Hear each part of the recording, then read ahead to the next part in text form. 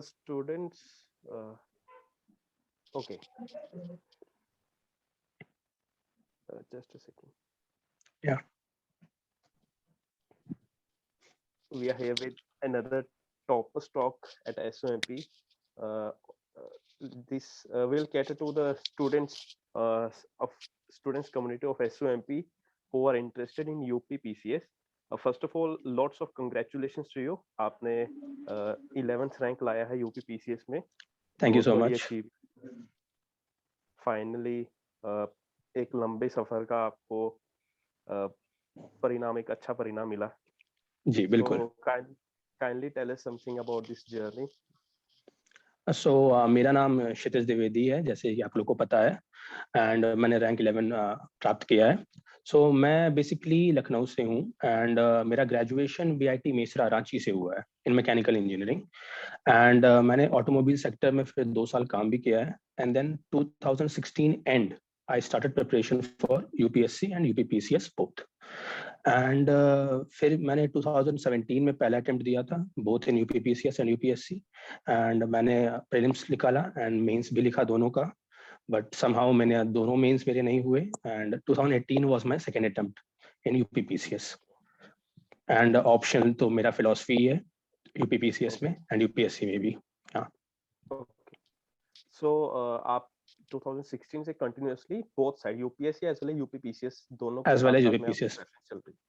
बिल्कुल. सो कितना डिफरेंस है यूपीएससी की तैयारी में और यूपीपीसीएस की तैयारी में, गिवन कि बेशक अब सिलेबस सेम कर दिया है यूपी ने भी और पैटर्न भी ऑलमोस्ट सिमिलर है एक्सेप्ट हिंदी का और एसए का थोड़ा सा डिफरेंस है, तो थोड़ा सा इस पे लाइट डालिए कि कैसे थोड़ा सा डिफरेंट है दोनों का अप्रोच और व्हाट वी से थोड़ा सा स्ट्रेटजी कैसे डिफरेंट हो सकती है इसमें.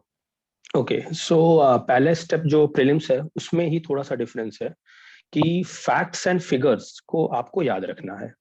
लाइक मैं एग्जांपल लूंगा, पॉलिटी लक्ष्मीकांत हम लोग पढ़ते हैं एंड यूपीएससी एनालिटिकल क्वेश्चन पूछता है, तो हम लोग उसको एक ओवरव्यू अगर हम लोग को पता है तो हम लोग उस क्वेश्चन को अटेम्प्ट कर सकते हैं.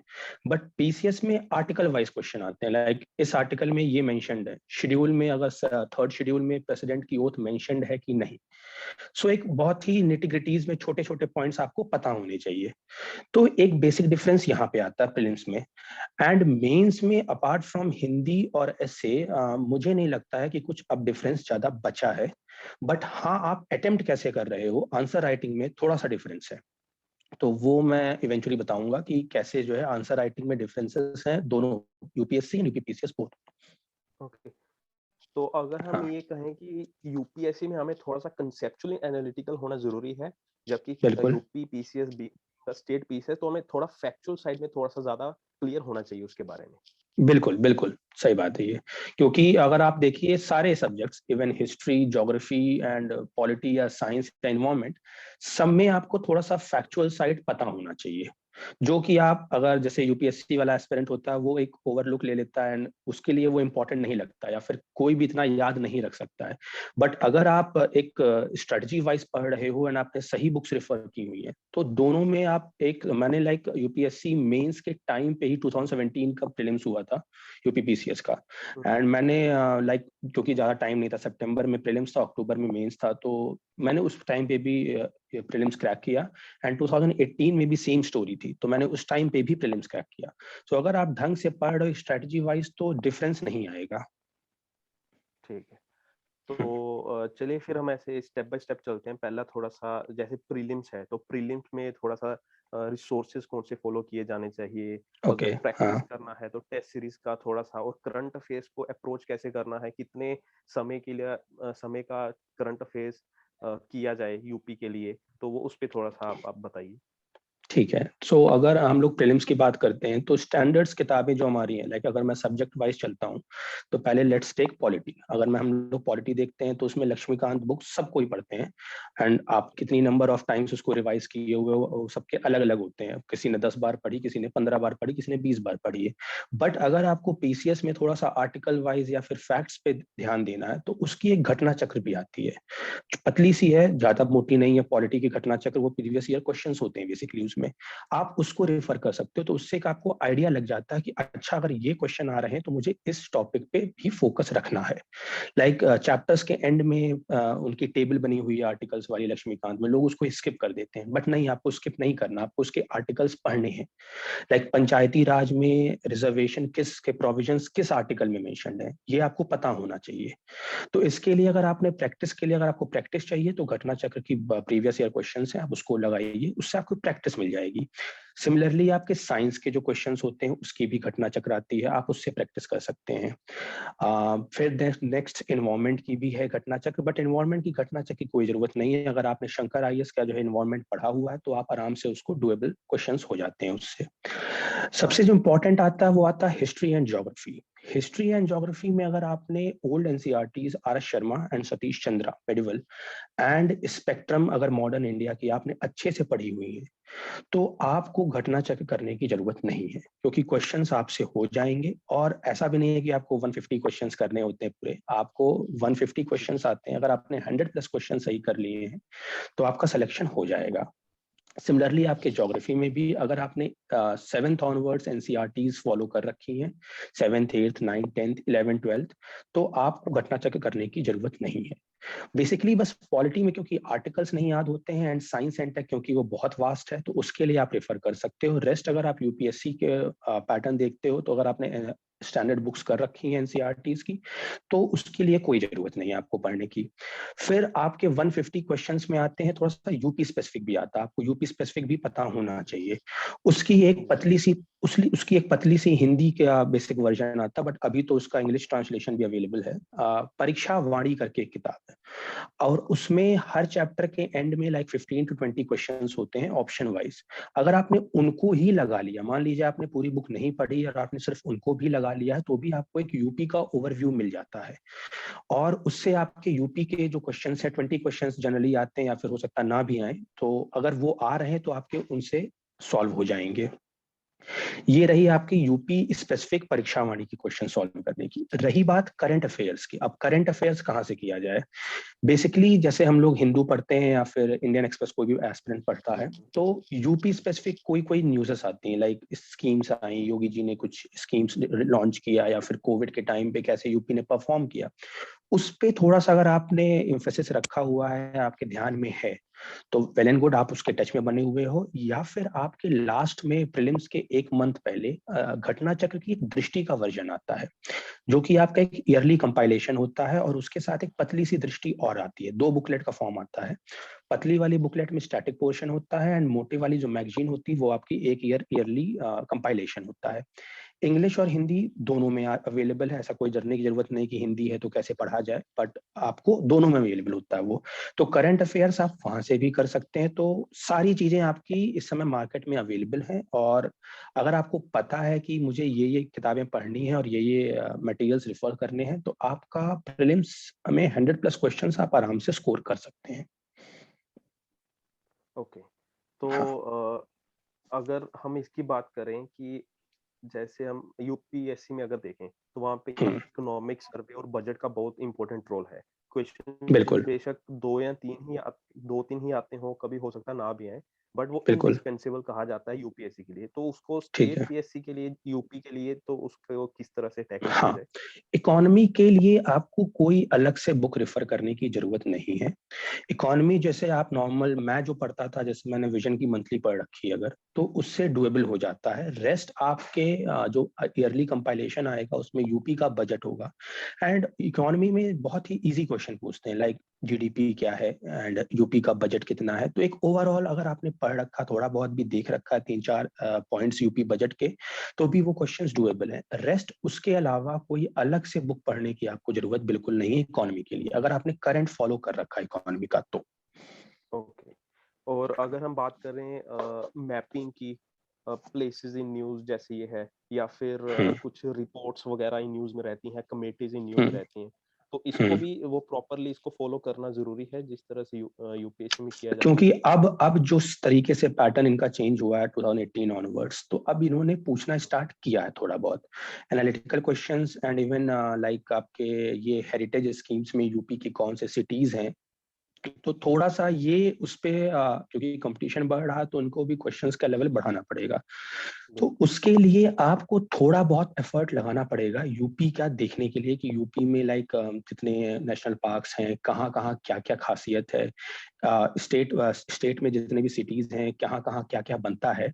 अगर आप देखें कि आपको कहाँ मिलेगा ये सारी मटेरियल एक साथ, तो ये जो दृष्टि का आपने ईयरली कंपाइलेशन मैंने बताया अभी, उसमें आप पलटिए चैप्टर वाइज आपकी सारी चीजें मेंशन होती हैं, और इवन एंड में भी उसमें काफी चीजें होती हैं, टेबल्स फॉर्म में फ्लो चार्ट्स बने होते हैं। आप उसको अगर रेफर करेंगे तो उससे आपकी एक ओवरऑल प्रीलिम्स पर्सपेक्टिव से चीजें कंप्लीट हो जाएंगी।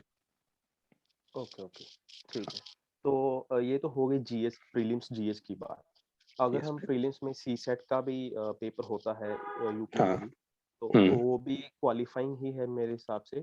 वो क्वालिफाइंग है, उसके नंबर आपके हाँ, भी मार्क्स नहीं जोड़ रहे हैं। तो वो, हाँ। हाँ जी, तो वो यूपीएससी के कंपैरिजन में टफ होता है या फिर उससे कम होता है? अगर उसके लिए थोड़ा सा किस तरह से, यानी कि कोई परेशानी ना आए, इजीली आप फ्लो उसको क्लियर कर लो, तो उसके लिए क्या हम्म। किया जाए स्टूडेंट्स के द्वारा? यूपीएससी के कंपैरिजन में अगर मैं बोलूं तो सीसैट का पेपर पीसीएस का थोड़ा सा इजी रहता है as compare to UPSC. UPSC ने तो इस बार काफी लेवल बढ़ा दिया है अपना। तो अगर हम लोग देखते हैं, नॉर्मल मैथ्स आती है, हिंदी का भी क्वेश्चंस होते हैं, 15 से 20 क्वेश्चंस आपके हिंदी के भी मेंशन्ड होते हैं, बट वो इतने टफ नहीं होते हैं कि आपको पता नहीं। अगर आपने हिंदी लाइक 10 तक भी पढ़ा हुआ है तो पर्यायवाची या विलोम होता है, उसमें आप ऑप्शन एलिमिनेट करके आराम से कर सकते हो। और रही बात आपके एक वर्बल कम्युनिकेशन बेस्ड क्वेश्चंस भी बहुत सारे आते हैं कि ये आप मैनेजमेंट बेस्ड क्वेश्चंस भी होते हैं एंड रीजनिंग भी पार्ट होती है। बट सिंस वो क्वालिफाइंग है तो अगर आप उसको आराम से क्वेश्चंस को आप चूज करेंगे, वाइजली चूज करेंगे, तो उसको क्रैक करने में ज्यादा इशू नहीं होता as compare to UPSC. Okay okay, चलो तो अभी मोटा मोटा हमने यूपी पीसीएस के प्रीलिम्स के बारे में बात कर ली। अगर इन बिटवीन कोई क्वेश्चन आएगा तो चलो वो फिर से डिस्कस बिल्कुल। किया जा सकता है। तो अगर हम्म। एक बार ये हो जाए तो अब यूपी पीसीएस के मेंस के बारे में थोड़ा अगर बात किया जाए, तो उसमें किस क्वेश्चन सॉरी कितने पेपर्स होते हैं? जैसे कि हम्म। यूपीएससी में 4 होते हैं जीएस के, और इंग्लिश हिंदी का होता है। थोड़ा पहले कि पेपर्स कितने होते हैं, उनकी वेटेज क्या होती है, और टाइम का थोड़ा सा बताइए आप इसके बारे में। ठीक है। सो बेसिकली आपके जो पेपर्स होते हैं वो 4 जीएस, जैसे आपका GS 1, GS 2, GS 3, GS 4 UPSC का है, वैसे ही सेम उनका भी है। उसके बाद एसए में, जैसे यूपीएससी में सिर्फ हम लोग को 2 एसए लिखने होते हैं, इसमें हम लोग को 3 एसए लिखने होते हैं। एंड ओके 150 मार्क्स का एसए का पेपर होता है, 50 मार्क्स ईच फॉर 3 एसेज। ये थोड़ा सा डिफरेंट होता है as compare to UPSC. And Hindi आपका, क्योंकि मार्क्स वो कंपलसरी पेपर है, उसके मार्क्स आपके जुड़ते भी हैं, तो एक हिंदी का भी 150 मार्क्स का आपका, सॉरी 150 मार्क्स से आई गेस 200 मार्क्स का एक पेपर होता है। सो उसमें आपको स्कोर करना जरूरी है। तो आपका बेसिकली, और उसके अलावा ऑप्शनल, अब क्योंकि पहले 2 थे 2017 तक, 2018 ऑनवर्ड्स इन्होंने एक ही ऑप्शन कर दिया है यूपीएससी के बेसिस पे। तो आपके ऑप्शनल के पेपर्स भी 2 होते हैं, लाइक पेपर 1 पेपर 2, एंड दोनों पेपर क्योंकि यूपीएससी में 250 नंबर के होते हैं, इसमें 200 नंबर के होते हैं। तो आपका ये डिफरेंस है। हाँ। और बट जीएस के हाँ, भी पेपर 200 नंबर के होते हैं? जीएस के भी पेपर आपके 200 नंबर के होते हैं। 12 मार्क्स एंड 8 मार्क्स के क्वेश्चंस आते हैं इनके। सो 10 क्वेश्चंस आपके 12 मार्क्स के होते हैं, एंड 10 क्वेश्चंस आपके 8 मार्क्स के होते हैं। ओके, तो हाँ। और पेपर, हर पेपर 3 घंटे का होता है? हर पेपर आपका जो है 3 घंटे का होता है। अच्छा, तो अब अगर इसमें थोड़ी सी बात की जाए, पहले हम हिंदी का पेपर ले लेते हैं, क्योंकि हिंदी का पेपर कंपलसरी है जिसके मार्क्स काउंट होंगे। तो थोड़ा सा बिल्कुल। अगर हाँ। हिंदी के पेपर पे थोड़ा सा आप अपना एक्सपीरियंस शेयर कीजिए, और थोड़ा सा एडवाइस स्टूडेंट्स को कि किस चीज़ पे थोड़ा ज़्यादा ध्यान रखा जाए। ठीक है। सो जनरली एस्पिरेंट्स को ये होता है कि हिंदी है तो टफ होगी, क्योंकि कोई प्रैक्टिस ज्यादा है नहीं। 10th या आई गेस 8th के बाद ही कई लोगों ने हिंदी में लिखा नहीं होता है। सो बेस बहुत सारे इश्यूज या फिर एंजाइटी होती है एस्पिरेंट्स के दिमाग में कि हिंदी को कैसे टैकल किया जाए। बट अगर आप देखें कि हिंदी के पेपर में 2 पार्ट्स होते हैं।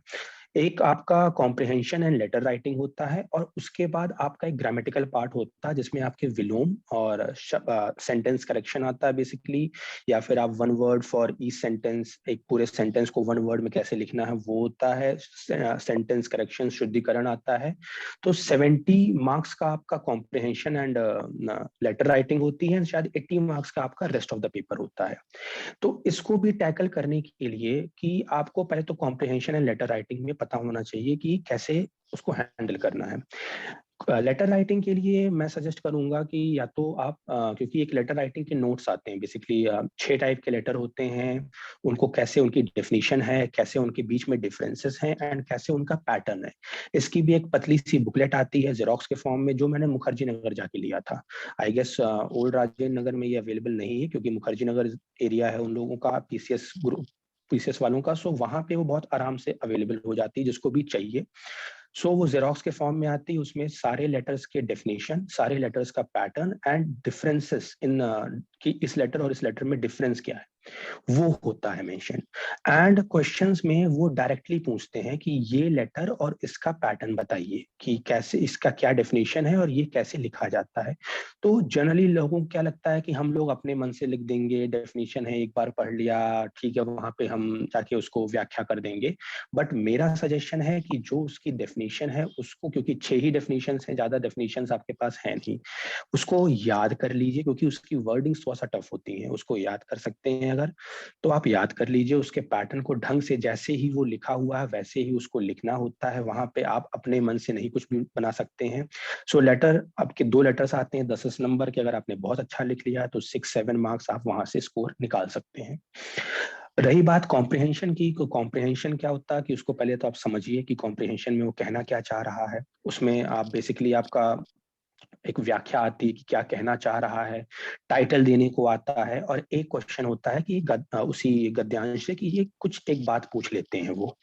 एक कॉम्प्रिहेंशन ये होता है, और दूसरा कॉम्प्रिहेंशन होता है जिसमें वो बेसिकली बोलते हैं कि उसको समराइज करिए आप, जितने भी छोटे से छोटे फॉर्म में आप समराइज कर सकते हो उसको समराइज कर दीजिए, उसका भी टाइटल देने को आता है, और एक और क्वेश्चन उससे रिलेटेड पूछ सकते हैं।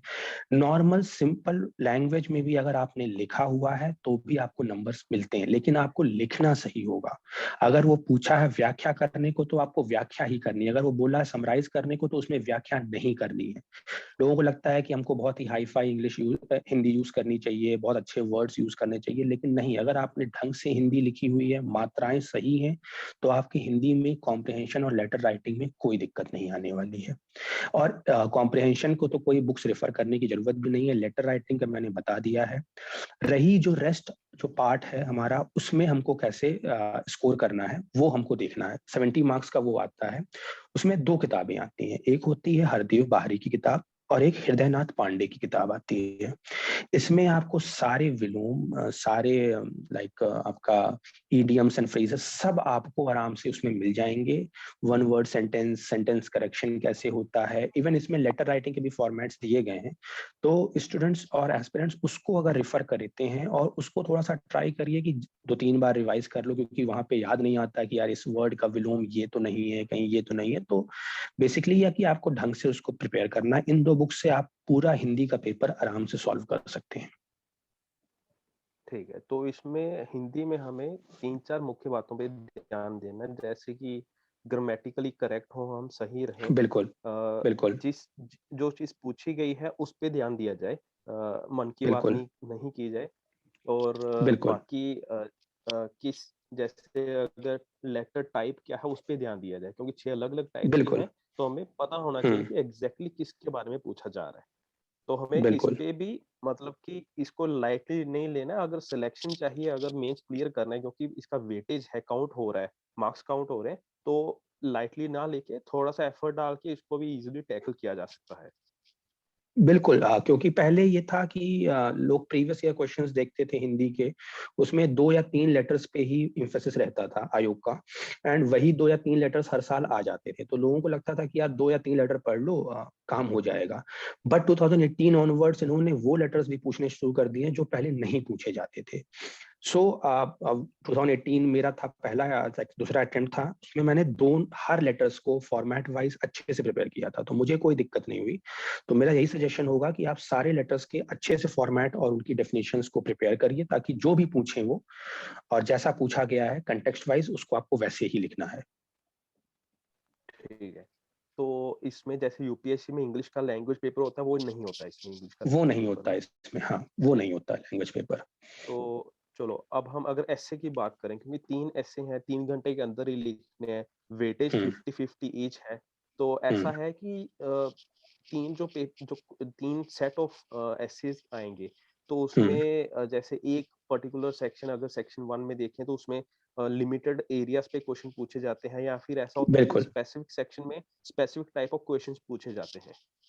नहीं, इस पे जैसे 3 सेक्शंस होते हैं बेसिकली। लास्ट सेक्शन जो होता है वो डील करता है आईआर या फिर टेररिज्म या फिर कुछ भी वर्ड रिलेटेड को टॉपिक्स उसमें होते हैं। सेकंड वाला ठीक है। आपका थोड़ा सा पॉलिटिकल और इंडियन नेशनल मूवमेंट्स या फिर कुछ इस तरीके से रिलेटेड टॉपिक्स सेकंड सेक्शन में आते हैं।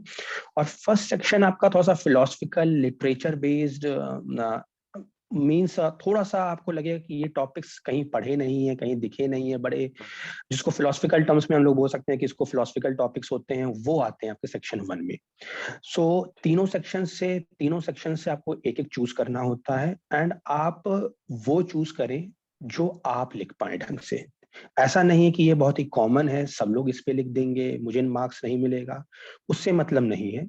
आप अगर जिसमें कंफर्टेबल हैं उसको अगर आप चूज करते हैं, उसको आपने अच्छे से लिखा है, तो उसमें मार्क्स मिलेंगे। ठीक है।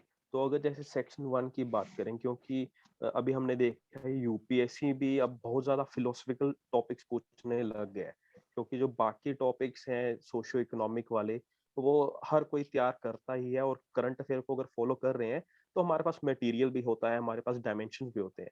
पर फिलोसॉफिकल एसेज अब बढ़ रहे हैं, और यूपी पीसीएस में आप जैसे बता रहे हैं, सेक्शन ए में नॉर्मली उस टाइप के क्वेश्चन ज़्यादा रहते हैं, फिलोसॉफिकल, नॉर्मेटिव, जो इजीली हम उसको समझने में दिक्कत होगी, और लिखने में थोड़ा-सा सरप्राइज़ हो जाएँगे कि इसको कैसे टैकल करना है। तो इन सेक्शन ए को कैसे टैकल किया जाए? कुछ प्री हैंड प्रैक्टिस की जाए पहले से, ताकि वहाँ पे जाके हम अचंभित ना हो जाएँ एकदम से। नहीं, बिल्कुल आपको प्रैक्टिस तो करना पड़ेगा, क्योंकि बिना प्रैक्टिस के अगर आप वहां पे जाएंगे एंड कोई भी फिलोसफिकल टर्म लिखा रहेगा, एक सेंटेंस लिखा रहेगा, तो आप उसको तुरंत स्टार्ट नहीं कर सकते हो। सो आपको एक टेस्ट सीरीज या फिर अगर आप डेली एस्से राइटिंग अगर कर रहे हैं या फिर एस्सेस को पढ़ रहे हैं, जो भी लोगों ने लिखे हुए हैं पहले, प्रीवियस ईयर क्वेश्चंस आए हुए हैं, अगर आपने उसको फॉलो कर रखा है, तो आपको इतनी ज्यादा हर्डल्स नहीं आएंगी। बेसिकली होता है कि आप वो चूज करिए कि जो आप लिखने में ज्यादा अच्छे से कंफर्टेबल हैं, रेदर दैन आपको आप ये सोच रहे हैं कि थोड़ा सा मैं अगर हट के टॉपिक चूज कर लूं तो एग्जामिनर को बेटर फील होगा। नहीं, ऐसा बिल्कुल नहीं है। एंड आपको क्योंकि 50 मार्क्स का ही है, यूपीएससी में 125 मार्क्स का आता है, तो आपको लगता है कि थोड़ा सा आप लेंदी भी लिखते हो, यहाँ पे आपको टू द पॉइंट होना पड़ता है। शॉर्ट लिखना है, ओके। टाइम भी कम है, और टू द पॉइंट लिखना है। तो आपको जैसे हम लोग इंट्रोडक्शन बड़ा सा देते हैं एंड कंक्लूजन बहुत बड़ा होता है, एंड देन फिर we cover each and every बिल्कुल। Sector in UPSC. यहाँ पे थोड़ा सा अपने आप को रेस्ट्रिक्ट करना पड़ता है कि इंट्रोडक्शन एंड कंक्लूजन ही अगर आपका बड़ा हो गया, तो रेस्ट फिर बॉडी के कंटेंट बचेंगे नहीं, क्योंकि वहां पे भी वर्ड लिमिट मेंशन्ड होती है। ऐसा नहीं कि आपको 1000 वर्ड्स के आप एसेस लिख रहे हैं, I guess 600 to 700 word limit mentioned होती है। उसमें आपको कंटेंट पे जोर देना पड़ेगा। सो आपको टू द पॉइंट रहना पड़ेगा एसेस में। एंड अगर आप पहला टॉपिक, पहले सेक्शन को आप हैंडल कर ले जाते हैं फिलोसफिकल टर्म्स, क्योंकि फिलोसफिकल टॉपिक्स में अगर आप फिलोसफी की, क्योंकि मैं तो फिलोसफी मेरा बैकग्राउंड था, तो उसको समझना और उसमें लिखना तो ज्यादा डिफिकल्टी नहीं होती थी। बट जिनका भी फिलोसफिकल बैकग्राउंड नहीं है, उनको थोड़ा सा प्रीवियस ईयर क्वेश्चंस के हिसाब से प्रैक्टिस करना पड़ेगा। ठीक है। और जो सेक्शन बी है, वो मोर और लेस हम ये कह सकते हैं कि अगर थोड़ा करंट अफेयर्स के बारे में और जीएस की अगर नॉलेज है, तो उसमें हम्म पॉलिटिकल और इंडियन फ्रीडम से रिलेटेड अगर है, तो वो सेक्शन बेसिस हो सकते हैं, इजीली हैंडल हो सकते हैं। बिल्कुल। सेक्शन बी और सेक्शन सी नॉर्मल आपको जैसे आईआर या फिर आपने अगर पॉलिटिकल थोड़ा सा भी करंट अफेयर्स पढ़ रखे हैं, तो आपको हैंडल हो सकते हैं। डिफरेंस यहाँ पे ये आता है यूपीएससी और यूपीपीसीएस में, तो आपको टू द पॉइंट लिखना होता है। कंटेंट आपके पास अगर आप बहुत लिख डालोगे तो भी वर्ड लिमिट क्रॉस हो जाएगी। सेकंड जो मैंने किया था डिफरेंट, क्योंकि मेरे 2017 में 57 मार्क्स ही थे आउट ऑफ 150, एंड देन फिर मेरे 2018 में I got 93 marks in out of 150।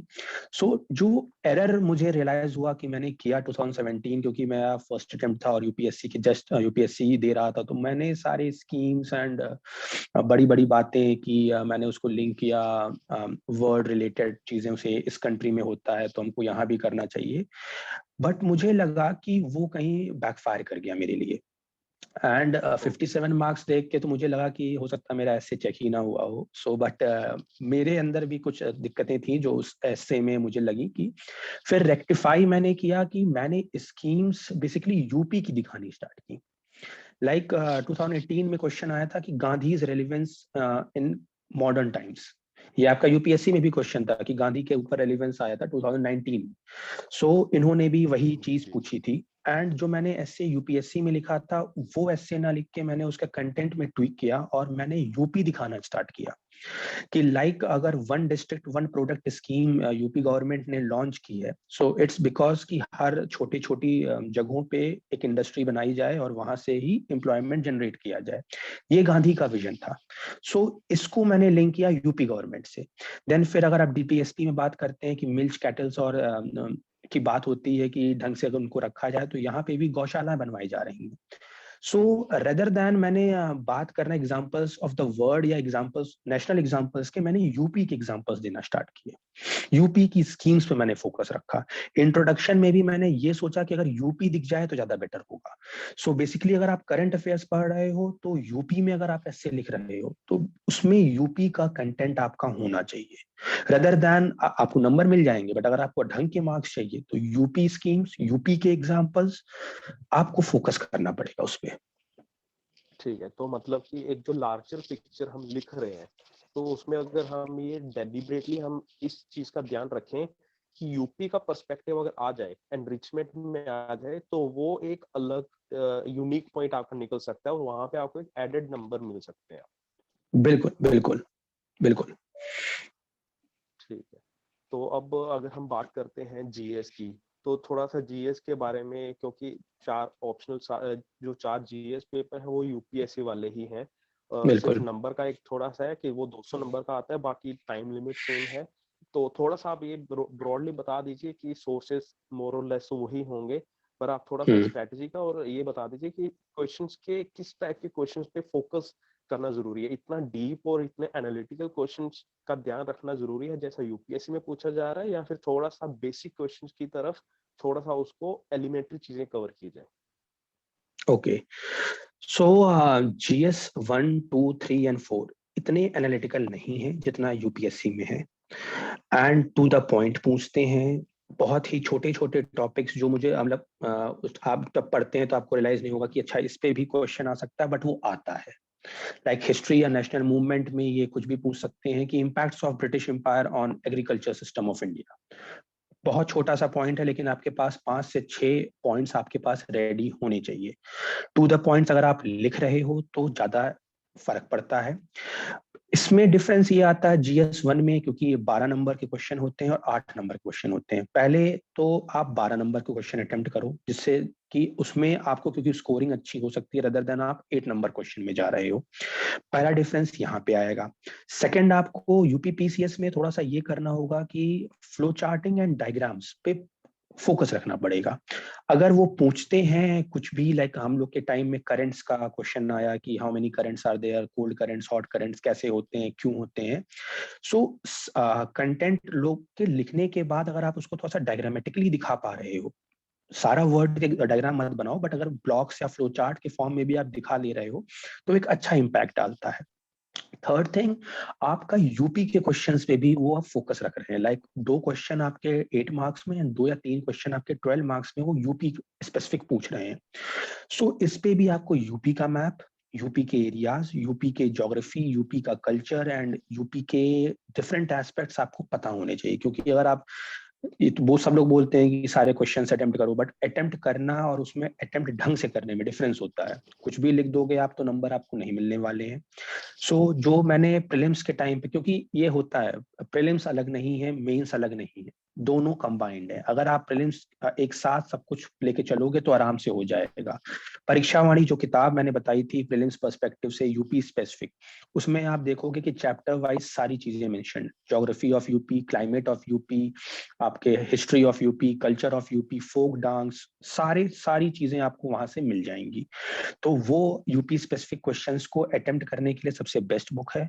Hindi में है बट आजकल उसका इंग्लिश ट्रांसलेशन भी अवेलेबल है, कोई दिक्कत नहीं है, आप इंग्लिश में भी पढ़ सकते हैं उसको, एंड उसको अटेम्प्ट करिए। लास्ट पॉइंट जो यहाँ पे आता है वो ये है कि अगेन फिर से एग्जांपल्स, लाइक आपके सोशल के क्वेश्चंस आएंगे GS1 में, उसमें SHGs का एग्जांपल आया, सबको पता है कुदुमश्री केरला का एग्जांपल आप दे सकते हो, लेकिन क्या आपने यूपी का एग्जांपल दिया? आपने क्या यूपी के बारे में रिसर्च किया है कि यूपी में भी SHGs हैं? मैंने कुछ टाइम के लिए, एक वीक के लिए सिर्फ यही काम किया था कि एग्जाम्पल्स मेरे यूपी के होने चाहिए। अगर वो पूछते हैं विमेन एम्पावरमेंट के बारे में तो आप मिशेल ओबामा के बारे में लिख रहे हो, आप इनके बारे में लिख रहे हो, बट अगर आप यूपी की वेमेन के बारे में नहीं लिख रहे हो तो फिर फायदा क्या है? सो आपको एग्जाम्पल्स उठाने हैं यूपी के, जो आपके फोक सिंगर्स हैं या फिर जो भी विमेन यूपी में अच्छा काम कर रही हैं, उनको आप कोट कर सकते हो। एक वीक का टाइम लगता है, नेट है, गूगल है, आप गूगल करिए, उनको डालिए, आराम से आपके पास नाम आ जाएंगे। बस उसको याद करके रखिए कि इनको मुझे बस लिखना है। रेस्ट आपका यूपीएससी और यूपीपीसीएस में कोई डिफरेंस नहीं है, आपकी आंसर राइटिंग वैसे ही है, इंट्रोडक्शन, बॉडी, कंक्लूजन, आपको तीनों वैसे ही लिखना होता है। अगर आप बुलेट पॉइंट्स में लिख रहे हो या फिर आप पैराग्राफ में लिख रहे हो, उससे कोई मैटर नहीं करता है। कंटेंट अगर आपके पास है और आपने थोड़ा सा उसको अच्छे से प्रेजेंट किया है डायग्रामेटिकली या फिर फ्लो चार्ट के टाइप के, एंड आपने एग्जांपल्स यूपी के दिए हुए हैं, और यूपी स्पेसिफिक क्वेश्चंस जो 4 या 5 आते हैं, अगर आपने उनको हैंडल कर रखा है, तो GS1 में और यूपीएससी के GS1 में ज्यादा वे डिफरेंस नहीं आता है। सिमिलरली आपका GS2 है, क्योंकि GS2 अब यूपीएससी बहुत ज्यादा एनालिटिकल बड़े बड़े क्वेश्चंस होते हैं, लोगों को लगता है क्या लिखना है, बट अभी भी यूपीपीसीएस उस लेवल पे नहीं गया है, हो सकता है आगे चला जाए। तो अगर आपने लक्ष्मीकांत पढ़ी हुई है एंड यूपी रिलेटेड आपने न्यूज़ेस देख रखी हैं कि कुछ अगर इन्होंने एक्ट्स लाए हैं या फिर नए में अभी टाइम में कोई स्कीम्स आई हैं, तो उसमें भी आपको जैसे स्कीम्स आप लिख रहे हो तो आप यूपी की स्कीम्स डालिए, तो ये ज्यादा एक इफेक्ट पड़े, क्योंकि जो चेकर होगा आपका वो यूपी का होगा, वो यूपी की स्कीम्स को जल्दी पहचानेगा, उसको लगेगा कि लाइक एस्पिरेंट ने थोड़ा सा रिसर्च किया हुआ है, तो उस पे उसका फोकस ज्यादा अच्छे से रहेगा। तो GS2 के लिए अगर आप लक्ष्मीकांत एंड आपने जो है IR एंड करंट अफेयर्स पढ़ रखा है, तो रेस्ट आप स्कीम्स थोड़ा सा डाल दीजिए यूपी की, और वो भी स्कीम्स आप लोग पूछेंगे कि स्कीम्स कहाँ से पढ़ें, तो अगर आपने प्रीलिम्स के टाइम पे घटना चक्र की दृष्टि का कंपाइलेशन पढ़ रखा है, उसमें स्कीम्स का चैप्टर है, उसमें से स्कीम्स आपकी पूरी प्रिपेयर्ड रहेंगी। तो GS2 के लिए आपका यहाँ से हो जाएगा। रेस्ट GS3 आता है। GS3 economy and science and tech और आपका इन्वायरमेंट, जो यूपीएससी का है लेवल, वही लेवल पे या फिर उससे थोड़ा सा एक नॉच नीचे ये लेवल पे पूछ रहे हैं। तो जो भी मटेरियल हम लोग ने यूपीएससी के लिए पढ़ा हुआ है करंट ओरिएंटेड, वही आप पढ़ लीजिए। बस यहाँ पे यही डिफरेंस है, आपको एग्जांपल्स या स्कीम्स थोड़ा सा यूपी का आपको, लाइक अगर वो पूछ रहे हैं कि पॉवर्टी कैसे एलिविएट की जाए तो उसके लिए क्या करना चाहिए, तो द बजट ऑफ यूपी के बजट में क्या क्या हुआ है, what are the provisions which are mentioned in the UP's budget, वो आपको लिखनी, रदर देन नेशनल बजट में ये हुआ, वो तो बहुत अच्छी बात है, अगर आप लिख रहे हैं तो कोई दिक्कत नहीं, लेकिन अगर आपने यूपी की बजट की बात की हुई है तो थोड़ा सा आपको बेनिफिट मिल जाएगा, हाफ मार्क्स या 1 मार्क्स आपको ज्यादा मिल जाएगा। रेस्ट बाकी बिल्कुल सेम है और उसमें करने की कोई जरूरत नहीं है। GS4 अगर हम लोग देखते हैं, इन जैसे यूपीएससी में होती हैं 6 केस स्टडी आती हैं, केस स्टडी बहुत इंपॉर्टेंट होती हैं, यहाँ पे ऐसा नहीं है, यहाँ पे इनकी केस स्टडी 2 ही आती हैं या 3 थी, and they are only of 12 marks. तो अगर आप उस पे ज्यादा, जिससे लोगों को लगता है केस स्टडी करना है, केस स्टडी नॉर्मल रखिए, कोई जरूरत नहीं है कि आपको एकदम केस स्टडी पे आप फोकस कर रहे हैं, क्योंकि 2 या 3 केस स्टडी है वो भी नॉर्मल लेवल की केस स्टडी आती है, उसको भी आप आराम से हैंडल कर सकते हो। रेस्ट जो रिमेनिंग क्वेश्चंस, जैसे मैंने सुब्बा राव पढ़ी थी, जो लोग बोलते हैं आप सिलेबस रेफर करिए, सिलेबस में जो टर्म्स मेंशन्ड हैं आपको उनकी डेफिनेशन पता होनी चाहिए और उनके एग्जांपल्स, थिंकर्स के एग्जाम्पल या फिर नॉर्मल ब्यूरोक्रेट्स के एग्जाम्पल। मैंने तो थिंकर्स और ब्यूरोक्रेट्स हर क्वेश्चन में 2 एग्जाम्पल, कोई अच्छा काम किया हो तो उसका एग्जाम्पल एंड डेफिनेशन के साथ प्रिपेयर आपको करना पड़ेगा। ठीक है। तो 4 में तो यही है कि ध्यान रखना है कि केस स्टडी पे इतना ज्यादा यूपीएससी के जैसे नहीं सोच के थोड़ा सा थियरी पे ज्यादा जाने की जरूरत है। बिल्कुल। ठीक है। और जहां तक बात है जीएस 1 2 3 की, तो वहां पे डेलिब्रेट एफर्ट डालना है कि यूपी का पर्सपेक्टिव हम लेके आए, जैसा कि एससी में हमने बात की थी। बिल्कुल, इनको थोड़ा सा स्कीम्स एंड आपको नॉर्मल एग्जांपल्स आपको यूपी स्पेसिफिक दिखाने पड़ेंगे जहां भी क्वेश्चन आए। नेशनल तो डालिए ही डालिए, कोई दिक्कत नहीं, सब डालते हैं, बट यूपी भी अगर दिख जाएगा तो बेटर रहेगा। ठीक है। तो जैसे जीएस 1 और 2 में आपने बताया कि 4 से 5 क्वेश्चन में एक्सपेक्ट कर सकते हैं यूपी से आएंगे, तो ऐसा बिल्कुल, हाँ। जीएस 3 में भी आ सकते हैं ऐसे क्वेश्चन? GS3 में भी ऐसे क्वेश्चंस आते हैं कि वो नॉर्मल किसी लाइक वाइल्ड लाइफ सेंचुरीज के बारे में पूछ सकते हैं यूपी के, या फिर यूपी के किसी साइंस एंड टेक ऑर्गेनाइजेशन के बारे में पूछ सकते हैं। अब ये बहुत ही वैरिड सब आपकी फील्ड है, आपको इसके लिए अगर रेफर करने आप जाएंगे तो बहुत ज्यादा वास्ट सब्जेक्ट है। तो मैं तो वही सही सजेस्ट करूंगा कि अगर आपने ईयरली वाली मैगजीन पढ़ रखी थी हिंदी में, उसमें ये सारे टर्म्स मेंशन्ड होते हैं, सारी चीजें हैं वहां पे, और आपने नॉर्मल यूपीएससी की प्रिपरेशन कर रखी है, सारे करंट अफेयर्स आपके रेडी हैं, तो आपको GS3 में ज्यादा प्रॉब्लम नहीं आएगी। ठीक है। तो अब हमने सिर्फ ऑप्शनल बचा है। अब हम ऑप्शनल की अगर तरफ अगर जाते हैं, तो आपका ऑप्शन रहा है फिलोसफी का। हाँ। तो सबसे पहले मैं बात करते हैं कि क्या ऑप्शनल में, जैसे यूपीएससी की अगर हम बात करें, तो हमें मालूम है कि वहाँ पे ऑप्शनल्स की थोड़ी सी वो हो जाती है, स्केलिंग हो जाती है, तो अनड्यू एडवांटेज एक ऑप्शनल को नहीं मिलता है यूपीएससी में। तो हम्म। मोर और लेस जो पॉपुलर सब्जेक्ट्स हैं या फिर जो बहुत ज्यादा लोग यूज कर रहे हैं जिस ऑप्शनल को लेके चल रहे हैं यूपीएससी में, तो हमें पता है कि यूपीएससी एफर्ट डालता है कि एक सब्जेक्ट को अनड्यू एडवांटेज ना मिले, और या फिर किसी एक सब्जेक्ट को अनड्यू बुचरिंग ना हो, उसमें उनको नुकसान ना हो स्टूडेंट्स को। तो क्या यूपी पीसीएस में ऐसा ही स्ट्रेटेजी है, या फिर कुछ और वहां पे ऑप्शनल्स की कॉन्टेक्स्ट में कुछ और चीज है? ना, बिल्कुल सेम हो चुका है 2018 ऑनवर्ड्स। 2017 से पहले कुछ ऑप्शंस थे जिनको अगर आपने ले लिया है तो आपका लाइक मोर और लेस मेंस क्लियर हो जाता था। बट 2018 ऑनवर्ड्स जब से इन्होंने अपना पैटर्न यूपीएससी बेस किया है, तब से इन्होंने ये फोकस रखा है कि सारे ऑप्शंस को बिल्कुल सिमिलर लेवल मिले, किसी की बुचरिंग ना हो, किसी को अनड्यू एडवांटेज ना मिले। मोर और लेस अब देखिए, सिलेक्शन आपका पहले लाइक एंथ्रो से यूपी में नहीं होता था, साइंस सब्जेक्ट से यूपी में नहीं होता था, कुछ ही ऑप्शंस थे लाइक डिफेंस या सोशल वर्क जिनसे आप आराम से मेंस क्लियर कर ले जाते थे। बट 2018 ऑनवर्ड्स इन्होंने हर ऑप्शन को सेम प्लेटफॉर्म पे लाके रख दिया है। तो अब कोई ऐसा नहीं है कि ये ऑप्शन खराब है या फिर ये ऑप्शन अच्छा है। जो भी ऑप्शन आपने ढंग से प्रिपेयर किया है तो उसमें आपको मार्क्स मिलेंगे। ओके। तो अब हम थोड़ा सा बात करते हैं आपका 2017 और 18 के जो पहले 1 2 अटेम्प्ट थे, तो उनमें फिलोसफी का आपका एक्सपीरियंस कैसा रहा और आपके मार्क्स कितने रहे? कहाँ पे थोड़ी बहुत कमी रह गई आपने जो आइडेंटिफाई की फिर?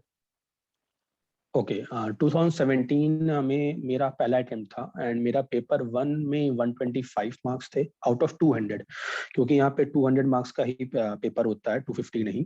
सो मेरा 125 आउट ऑफ 200 था पेपर 1 में, एंड पेपर 2 में 113 मार्क्स था। सो टोटल देखा जाए तो 400 में 238 मार्क्स ही फिलोसफी के आए थे। एंड अच्छा। 2017 में 2 ऑप्शन होते थे। मेरा सेकंड ऑप्शन जो मैंने बहुत ही कम टाइम में पढ़ा था, उसमें मेरे मार्क्स फिलोसफी से ज्यादा थे। सो ये मेरे लिए भी एक डाउट था कि जो मेरा मेन ऑप्शनल है उसमें मेरे मार्क्स ना यूपीएससी में आए और ना ही यूपी पीसीएस में आए। फिर मैंने उस पर थोड़ा सा, क्योंकि पहला अटेम्प्ट था तो ज्यादा आइडिया नहीं था कि क्या करना है, कैसे करना है। पेपर 1 में मेरे मार्क्स 125 से मैंने इंक्रीज करके आई गेस 149, हाँ, इस बार 2018 में मेरे 149 की हुई, एंड 113 मार्क्स से मेरे बढ़ के 135 हो गए। सो अच्छा। जो मैंने रियलाइज किया कि कैसे आपको अटेम्प्ट करना है। फर्स्ट ऑफ ऑल आपको क्वेश्चंस सारे अटेम्प्ट करने हैं, कोई भी क्वेश्चन आपको छोड़ना नहीं है। पेपर 1 में पहले मेरा फोकस रहता था कि मैं वेस्टर्न पे फोकस रखता था, 2017 में। 2018 में मैंने इंडियन पे फोकस रखा था कि नॉर्मल जो कंपलसरी पार्ट है वो तो ठीक है, लेकिन मैं इंडियन अटेम्प्ट करूंगा, वेस्टर्न नहीं। एंड इंडियन में भी मैंने वो क्वेश्चंस चूज किए थे कि लाइक अगर आपके प्रूफ्स ऑफ गॉड आ रहे हैं या फिर आपको लग रहा है कि मैं इसमें 4 पॉइंट लिख देता हूं तो काम हो जाएगा, नहीं, मैंने उसके 10-10 पॉइंट लिखे, जो पूछा गया है उससे ज्यादा ही लिखा। और थोड़ा सा वेस्टर्न में मैंने उसको डायग्राम बना के एक्सप्लेन करने की कोशिश की। लाइक एरिस्टोटल में मैंने डायग्राम्स का यूज किया, प्लेटो में मैंने डायग्राम्स को यूज किया। अगर थ्योरी ऑफ केव वाला एनालॉजी देना है तो थोड़ा सा मैंने उसको बनाया, मैंने ट्राई किया कि उनको दिखे कि हाँ मैंने एक्सप्लेन किया हुआ है। तो मुझे ये रियलाइज हुआ कि पेपर 1 में अगर आपने थोड़ा सा वेस्टर्न में अच्छे से एक्सप्लेन किया हुआ है एंड इंडियन पे आपकी पकड़ अच्छी है तो आपके पेपर 1 में मार्क्स अच्छे मिलेंगे। एंड पेपर 2 में जो मुझसे मैं हमेशा करता था, मैं सोशो पॉलिटिकल ज्यादा अटेम्प्ट करता हूँ रेदर देन रिलीजन। मैं रिलीजन क्योंकि कभी कंफर्टेबल नहीं था रिलीजन में अटेम्प्ट करने के लिए। सो यूपीएससी एंड यूपीपीसीएस दोनों में 2017 में मैंने सोशो पॉलिटिकल अटेम्प्ट किया, रिलीजन को ज्यादा वैल्यू नहीं दिया मैंने उस टाइम पे। सो मेरे मार्क्स उसमें 113 थे। फिर 2019 में जब मैंने यूपीएससी दिया तो भी मैंने उसमें सोशो पॉलिटिकल अटेम्प्ट किया। और इसका मेंस क्योंकि यूपीएससी के बाद था तो मुझे थोड़ा सा रियलाइज हुआ कि अगर सोशो पॉलिटिकल ना अटेम्प्ट करके रिलीजन पे फोकस किया जाए, क्योंकि यूपी में आपका सोशो पॉलिटिकल बहुत ज्यादा वैरिड होता है। आरएनएस की इकोलॉजिकल कंसेप्ट पूछ सकते हैं, जो कि लाइक मुझे नहीं पता कि मैंने प्रिपेयर की थी मेरे यूपीएससी सिलेबस में। सो अगर आपके एक क्वेश्चन निकल रहा है इक्वालिटी एंड नॉर्मल वाले क्वेश्चन से, तो आप रिलीजन पे फोकस करो। रिलीजन पे नंबर भी मिलते हैं एंड सोशो पॉलिटिकल में ये भी एक इशू रहता है एस्पिरेंट्स को कि यार इसमें लिखें तो उसको समझ में आएगा या फिर कितना लिखना है। तो मेरा तो यही एडवाइस रहेगा कि अगर आप कंफर्टेबल नहीं है तो तुरंत आप स्विच कर सकते हैं रिलीजन पे। रिलीजन के जो मटेरियल्स हैं जो भी मार्केट में अवेलेबल है, पतंजलि के नोट्स या फिर जिसके भी नोट्स आपको पढ़ने हैं, वो आप आराम से उससे लिख सकते हैं और वो पेपर वैसे ही डुएबल हो सकता है। ठीक है। तो जब आपके 2017 और 18 के जो पहले अटेम्प्ट थे, आपका 240 और उसके बाद आपका शायद 280 के करीब आपके मार्क्स बने, तो इसमें एक अच्छा स्कोर क्या माना जाए ऑप्शनल में, कि एक बहुत अच्छा एक्सेप्शनल स्कोर नहीं बट अबव एवरेज लेके अगर चले हम, कि इतना स्कोर अगर एटलीस्ट लेके आए तो हमारा कुछ अच्छा चांस है कि हम क्लियर कर सकते हैं मेंस को, तो वो स्कोर क्या होना चाहिए टारगेट का? अगर आप 250 प्लस अपना रखते हैं ऑप्शन में, आपका एवरेज जीएस हुआ है, आपका एवरेज एसए और एवरेज हिंदी हुआ है, एक्सेप्शनल नहीं हुआ है कि बहुत अच्छा हुआ है, तो अगर आपने ऑप्शनल में 250 प्लस रखा हुआ है तो आपकी कॉल जरूरी आएगी। रेस्ट फिर आपका इंटरव्यू कैसा होता है। और अगर आपको लेकिन रैंक चाहिए तो आपको 260 या 270 प्लस आपको लाना पड़ेगा, अगर आपके बाकी सारे एवरेज हो रहे हैं। ठीक है। तो जहाँ तक अगर हम बात करते हैं मेन में बाकी सब्जेक्ट्स की, तो अगर हिंदी का भी थोड़ा सा ऐसा, मतलब कि कितना मिनिमम स्कोर कोई होता है कि इतना तो लाना पड़ेगा क्वालिफाई करने के लिए हिंदी में, तो वो कोई स्कोर होता है इसमें यूपी में? हाँ, इस हिंदी में बेसिकली वो रखते हैं कि लाइक अगर आपका बहुत ही कम मार्क्स है, 40% आई गेस उन्होंने रखा था कि अगर आपका इतना आ रहा है तो आई गेस आपके लेस्ट ऑफ द पेपर्स इवेलुएट नहीं होंगे। सो अगर आपके बहुत ही खराब आ रहे हैं, लाइक 50 नंबर आप पाए हुए हो या 40s में आपके मार्क्स हैं, तो वो बहुत ज्यादा खराब है। आपको मिनिमम एफर्ट मारना है कि 70s या फिर 60s में तो आपके मार्क्स रहे मिनिमम। मिनिमम 65 में अभी मेरे फ्रेंड्स हैं उनके मिनिमम भी देखा जाए तो 60 मार्क्स तो आपको रखने ही पड़ेंगे हिंदी में।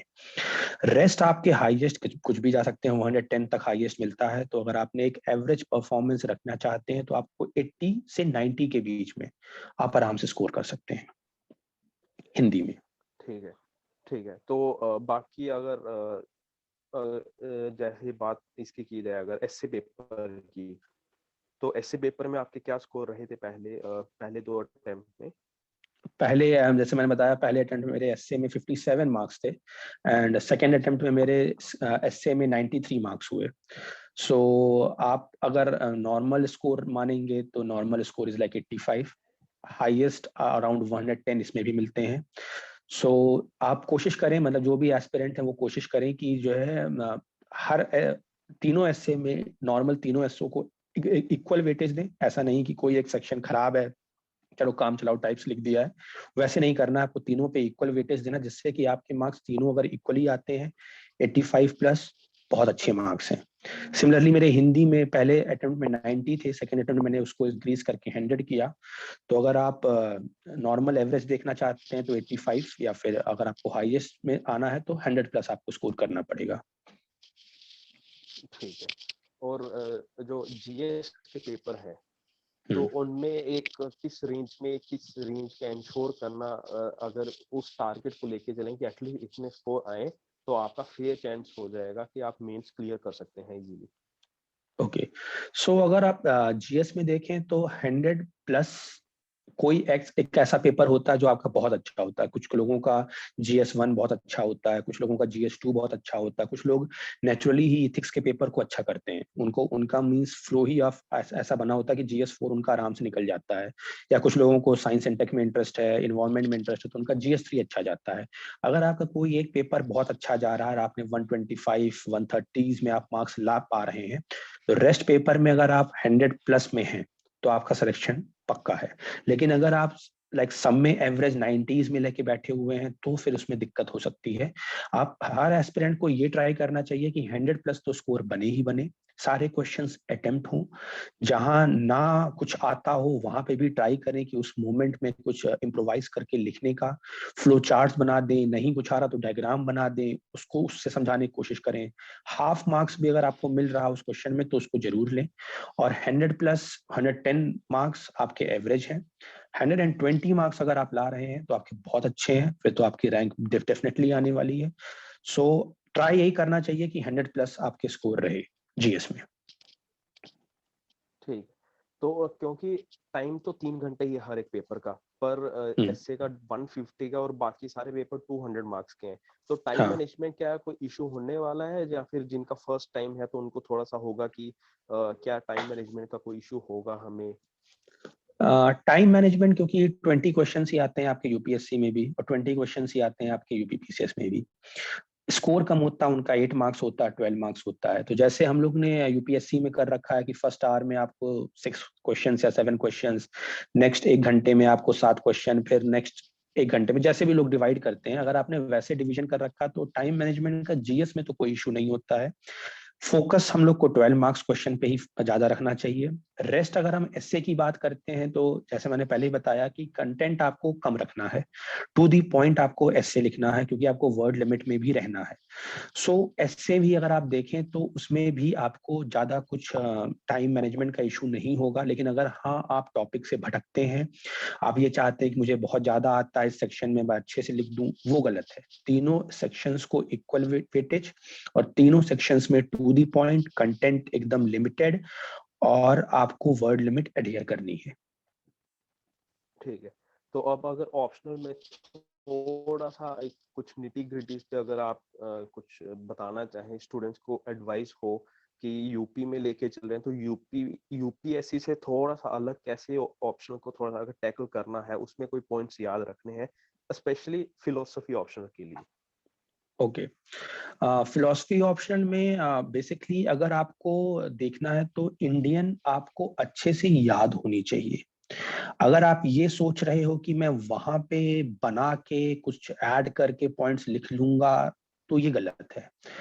मैंने क्योंकि मैंने जस्ट यूपीएससी के मेंस के बाद यूपीपीसीएस का मेंस था, तो मुझे कुछ कुछ चीजें समझ में आई थी कि कुछ कुछ जगह पे न्याय में, वैशेषिक में, इवन बुद्धिस्ट फिलॉसफी में मैंने कई पॉइंट्स भूल गए थे। मुझे कुछ नहीं याद आ रहा था कि पेपर में कई बार होता है कि आपका पेपर मिलते ही आपको सब क्लियर हो जाता है, नहीं ये नहीं, एकदम गायब हो गया आपके दिमाग से। तो आपको अगर वो भी सिचुएशन आ रही है तो आपको बस ये इंश्योर करना है कि आपको पॉइंट्स सारे याद होने चाहिए, और अच्छे से याद करिए। इंडियन को अगर आप अच्छे से याद करके वहां पे जाते हैं, क्योंकि इनके क्वेश्चंस भी बहुत ज्यादा, अगर आप प्रीवियस ईयर क्वेश्चंस उठाएं, टू दी पॉइंट क्वेश्चंस पूछते हैं, बहुत डायरेक्ट क्वेश्चंस पूछते हैं। लेकिन अगर आपको डायरेक्ट क्वेश्चंस ही नहीं याद है, उसमें आपने 3 पॉइंट्स लिख दिए या फिर 4 पॉइंट्स लिख दिए, तो एग्जामिनर के ऊपर भी एक गलत इंप्रेशन पड़ता है कि इसको ये भी नहीं पता है। एनालिटिकल तो दूर की बात है, आपको डायरेक्ट क्वेश्चंस भी अगर नहीं आ रहे हैं तो इसमें दिक्कत है। तो ट्राई करें कि पेपर 1 में जितनी चीजें याद हो सकती हैं उसको याद कर लें। शॉर्ट नोट्स बना के याद कर लें। कुछ लोग होते हैं जो फर्स्ट वर्ड्स यूज कर करके एक सेंटेंस बना लेते हैं, उस तरीके से याद कर, लेकिन ये याद जरूरी है, याद करना बहुत जरूरी है। सिमिलरली आपके पेपर 2 में भी आप अगर रिलीजन पोर्शन देख रहे हैं तो आपको रिलीजन के टॉपिक वाइज हर एक टॉपिक कवर्ड होना चाहिए और आपको याद जरूर होना चाहिए। वहां पे अगर आप ये सोचते हैं कि पहुंच के मैं इम्प्रोवाइज करके मैं इसका पॉइंट उसका जोड़ के लिख सकता हूं, तो नहीं।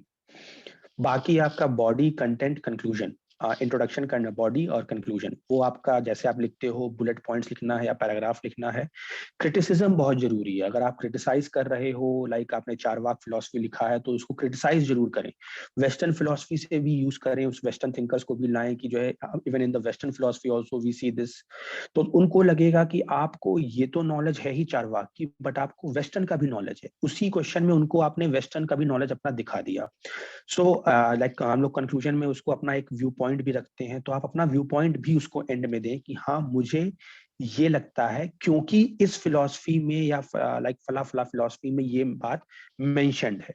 तो उनको लगेगा कि आपको एक होलिस्टिक नॉलेज है फिलॉसफी का, एंड लिमिटेड ना रहे कि अगर इसमें सिर्फ जैन फिलॉसफी पूछी है या फिर इसमें अगर जो है न्याय के बारे में बस पूछा तो मैंने न्याय बता दिया, हो गया मेरा काम। नहीं, आप उसको रिफ्यूट करिए, आप उसको जो है different different different different point से रिफ्यूट करिए कि नहीं इसमें ऐसा बोला गया, इसमें ऐसा बोला गया। तो वो भी एक एस्पेक्ट स्टूडेंट्स को पकड़ना चाहिए। ठीक है। तो जैसे आपने इस बात पे फोकस एम्फसाइज किया था कि जीएस में और एसए में हमें यूपी स्पेसिफिक कुछ चीजों पे फोकस ध्यान रखना जरूरी है अगर हमें यूनिक पॉइंट्स लिखने हैं, तो क्या बिल्कुल ऑप्शनल में भी यूपी स्पेसिफिक कुछ लिखने की जरूरत है हमें? नहीं, ऑप्शनल में यूपी स्पेसिफिक आपको लिखने की कोई जरूरत नहीं है। सोशो पॉलिटिकल या फिर रिलीजन में भी आप लाइक सोशो पॉलिटिकल में मैं सिर्फ कॉन्स्टिट्यूशन के आर्टिकल्स या फिर डीपीएसपी लिखता था, इंडियन कॉन्स्टिट्यूशन की फिलॉसफी मेंशन करता था। एंड रिलीजन में भी इवन हम लोगों ने गीता या फिर जो हमारे नॉर्मल टेक्स्ट में लिखा हुआ है वही, एज सच यूपी स्पेसिफिक आपको फिलॉसफी में नहीं लिखना है। सिर्फ जीएस एंड एसए के लिए आपको यूपी स्पेसिफिक थोड़ा सा होना पड़ेगा। रेस्ट फिलॉसफी जो आपकी यूपीएससी का है, क्योंकि इसमें शायद सिलेबस भी बिल्कुल मोर और लेस हम लोग का सेम है। कंटेम्प्रेरी पे कमजोर है यूपीपीसीएस में, तो अगर आप कंटेम्प्रेरी में थोड़ा सा भी वीक है ना, कंफर्टेबल नहीं है, तो भी आप आराम से स्कोर कर सकते हैं। अच्छा, तो मतलब यहाँ पे स्कोप नहीं है, यहाँ पे हमें मोर और लेस इंडियन थिंकर्स और इंडियन फिलोसफी पे ही ज्यादा ध्यान रखना है। हाँ, इंडियन थिंकर्स और इंडियन फिलोसफी, क्योंकि मुझे ये रियलाइज हुआ है कि यूपी में लोगों का एम्फेसिस इंडियन फिलोसफी पे ज्यादा है। सो मैंने इसको इम्प्लीमेंट किया। मैंने कहा कि 2018 में अगर मुझे इंडियन याद करके मैं ढंग से लिखता हूँ तो लेट्स सी कितने नंबर आते हैं, क्योंकि पता किसी को नहीं होता है। बट मोर और लेस होपफुली अच्छा हुआ मेरा कि मेरे नंबर भी इंक्रीज हुए। तो मुझे रियलाइज हुआ कि अगर आप इंडियन लिख रहे हो और आपने ढंग से लिखा हुआ है, सारे पॉइंट्स मेंशन कर रखे हैं, रेस्ट्रिक्ट मत करिए अपने आपको 5 पॉइंट्स लिख दिए रुक गए, नहीं, सारे पॉइंट्स डालिए, जितने भी प्रूफ्स ऑफ गॉड गॉड हैं, जितने भी न्याय वैशेषिक में दिए हुए सब लिख डालिए। लेकिन उसके लिए स्पीड होनी चाहिए, उसके लिए आपको याद होना चाहिए। ठीक है। तो इसके लिए कोई टेस्ट सीरीज अगर आप जैसे स्टूडेंट्स को सजेस्ट करना चाहें कि यूपी के लिए, यूपी पीसीएस के लिए जीएस की या एसए की या फिर ऑप्शनल की स्पेसिफिक कोई टेस्ट सीरीज ऐसा हो कि प्रैक्टिस करना जरूरी तो है ही, राइटिंग आंसर राइटिंग बहुत जरूरी पोर्शन है, तो हम्म। अगर उस पे फोकस करना हो तो वो आपका कोई सुझाव? देखिए, मैंने टेस्ट सीरीज जीएस की या फिर प्रीलिम्स की कभी की नहीं है। नॉर्मल यूपीएससी की जो मैं जीएस की टेस्ट सीरीज करता था, मेरी बस वही टेस्ट सीरीज हैं। सो अगर किसी कोई भी ये प्रिपरेशन कर रहा है, तो अगर वो प्रीवियस ईयर क्वेश्चन सॉल्व कर रहा है या फिर अपने कलीग्स के साथ उनको डिस्कस कर रहा है, तो ये डुएबल एग्जाम है। अगर लेकिन तब भी आपको लगता है कि आपको कोई टेस्ट सीरीज करनी चाहिए, तो आजकल बहुत सारी प्लेटफॉर्म्स हैं जहाँ पे आपको टेस्ट सीरीज अवेलेबल हैं। एक टेस्ट सीरीज आप ज्वाइन कर लीजिए for the confidence booster part. Rest आपको फिलोसफी में बिल्कुल आंसर राइटिंग की जरूरत पड़ेगी, या तो अगर आप प्रीवियस ईयर क्वेश्चंस उठा के डेली आंसर राइटिंग कर रहे हैं तो, लेकिन करना जरूरी है। बिना किए आपको आंसर राइटिंग, या तो आप फिर बहुत अच्छे हैं लिखने में कि आपको जरूरत नहीं पड़ेगी, लेकिन मोस्ट ऑफ द एस्पिरेंट्स ऐसे नहीं होते हैं, उनको आंसर राइटिंग प्रैक्टिस बहुत जरूरी है। तो मेरा सजेशन है कि मैंने खुद किया था, मैंने 2 जगह पे इवन फिलोसफी में भी मैंने जो है टेस्ट सीरीज ज्वाइन की थी, एंड वहां से मुझे काफी इम्प्रूवमेंट मिले हैं।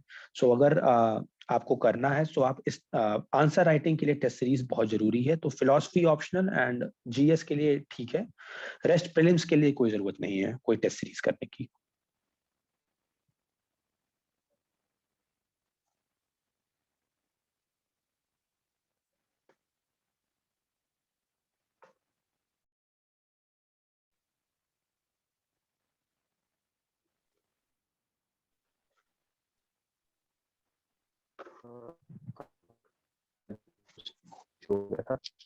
सॉरी, आपकी आवाज ब्रेक हो रही है। आवाज आ रही है अभी अभी हाँ शायद हाँ, इंटरनेट का कुछ इशू हो गया। ओके। अच्छा ठीक है। हाँ तो वी आर बैक। तो आंसर राइटिंग हम वहां पे बात कर रहे थे कि आंसर राइटिंग बहुत जरूरी है जीएस के लिए भी और एससी के लिए और ऑप्शनल के लिए। ऑप्शनल के लिए तो ज्यादा ही जरूरी है क्योंकि ऑप्शनल बीइंग एक थोड़ा सा उसमें एक्सपर्ट सा वो आना चाहिए कि आपको नॉलेज है, एक पर्टिकुलर नॉलेज है बिल्कुल अबाउट द ऑप्शनल। बिल्कुल। एंड टाइम मैनेजमेंट भी दिख जाता है कि आप क्वेश्चंस अटेम्प्ट कर पा रहे हो नहीं। ठीक। तो अभी अगर आपकी कोई आप ओवरऑल कुछ एडवाइस देना चाहते हो स्टूडेंट्स को यूपी में जो इंटरेस्टेड हैं, क्योंकि अभी नेक्स्ट नोटिफिकेशन ऑलरेडी आउट हो चुकी है, फॉर्म्स भरना तो बंद हो गए हैं जिन्होंने अप्लाई किया हुआ है। और जो लोग इस तरफ ध्यान मतलब जो लोग इस तरफ ध्यान इन टाइम इन्वेस्ट करने वाले हैं अभी यूपी के लिए, तो उनके लिए ओवरऑल कोई एडवाइस हो, चाहे वो प्रीलिम्स के लिए या मेंस के लिए हो। सी इसके लिए बस यही है कि पहले जो मैंने देखा है एस्पिरेंट्स बेसिकली या तो फोकस उनका पूरा यूपीएससी पे रहता था, या फिर कि जब अटेम्प्ट खत्म हो जाएंगे तब मैं पीसीएस या फिर रेस्ट ऑफ द एग्जाम्स दूंगा। अब जिस तरीके का कंपटीशन यूपीएससी में हो चुका है, मेरा सजेशन यही रहेगा कि आपको 2 एग्जाम्स पे फोकस और रखना पड़ेगा अपार्ट फ्रॉम यूपीएससी। सो सबसे बेस्ट है जो उन एग्जाम्स को पकड़िए जिनके पैटर्न आपके यूपीएससी से बिल्कुल लिंक्ड हैं, लाइक यूपीपीसीएस बहुत अच्छा प्लेटफॉर्म है इस वक्त।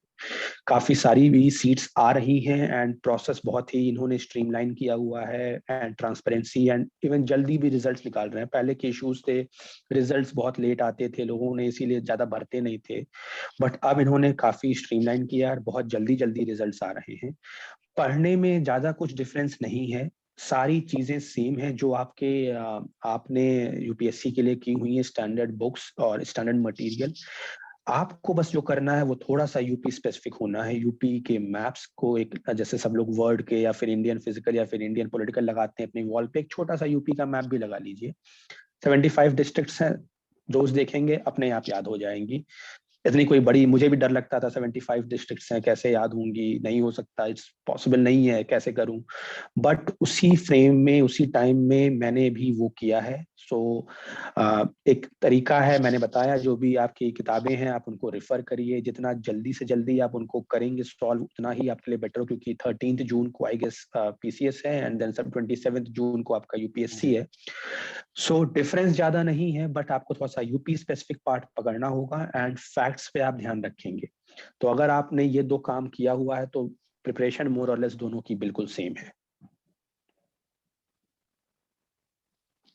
ठीक है। तो यूपी के लिए अगर जैसे जीएस में और एस में अगर हमें पता है हमें यूज करना ही है यूपी के एग्जांपल्स वगैरह और स्कीम्स भी, कुछ करंट अफेयर भी, तो ये बेटर रहेगा कि टॉपिक वाइज अगर कुछ एग्जांपल्स डेलिबरेटली एक टाइम देके उसको एक लिस्ट बना ली जाए कि अगर बिल्कुल एसडीजी में यूज देखिए, करना है या फिर परीक्षा विमेन वाणी में प, एजुकेशन। प, परीक्षा वाणी किताब है, उसमें आपको चैप्टर वाइज सब मिल जाएगा।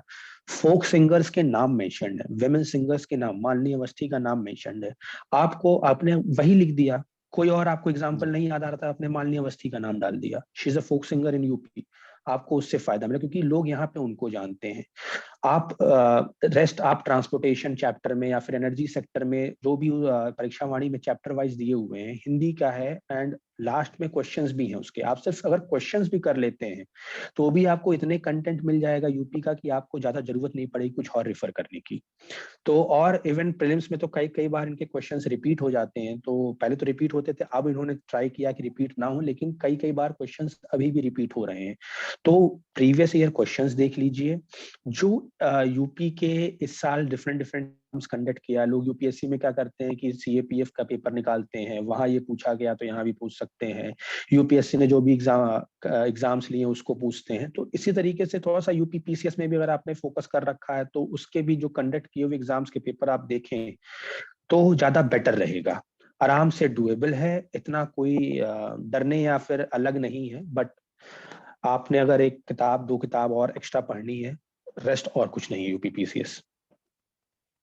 ठीक। तो हमने कोशिश तो की है कि प्रीलिम से स्टार्ट करके मेंस तक, चलो इंटरव्यू की बात बाद में है। जब इंटरव्यू जो स्टूडेंट्स हमारे इंटरव्यू तक पहुंचेंगे उनसे फिर हम कोशिश करेंगे आपसे फिर जुड़ाने की, आपका एक्सपीरियंस उनसे फिर शेयर किया जाएगा इंटरव्यू के बिल्कुल। लिए। पर अभी तो हमने ये कोशिश किया कि प्रीलिम्स में जीएस और सीटेट और मेंस में जीएस का यूपी पे कैसे फोकस किया जाए, करंट अफेयर किस तरह से कवर करना है, और लोकल एग्जांपल्स को कैसे अपने आंसर्स में रिफ्लेक्ट करना है एक वैल्यू एडिशन के तौर पे, और क्या रेंज हो सकती है। हमने इन सब चीजों पे हमने कोशिश की है। और आपने भी अपनी तरफ से कुछ अलग एडवाइस जो हम चाहते थे स्टूडेंट्स को मिले वो भी आपने दी है। बाकी आपको फिर से बहुत ज्यादा शुभकामनाएं। आपने बहुत अच्छा थैंक यू। एक रैंक लाया है, रैंक 11। बहुत आपको शायद प्रोबेबली आपको एसडीएम की पोस्ट मिलेगी शायद। हाँ, मुझे deputy collector as an SDM की ही पोस्ट मिली है। सो ये टॉप पोस्ट जो होती है यूपी पीसीएस में वही है। हाँ। बहुत बढ़िया, बहुत बढ़िया। आपने एचएमपी के स्टूडेंट्स कम्युनिटी के लिए आपने टाइम निकाला। We thank you a lot. Wish you very best for the future endeavours. May you achieve lots of achievements in further future also. आपसे हम कोशिश करेंगे फिर से वार्तालाप करने की जब भी हमारे स्टूडेंट्स को जरूरत पड़ेगी। Thank you. Thank you and sir. And यार मैंने पूरा का पूरा टॉपर स्टॉक देखा है and you have shared wonderful points, so thank you यार for this and I hope thank you. many will get help from it. All the best या, for your UPSC journey. Thank you so much. Okay, so okay. let's end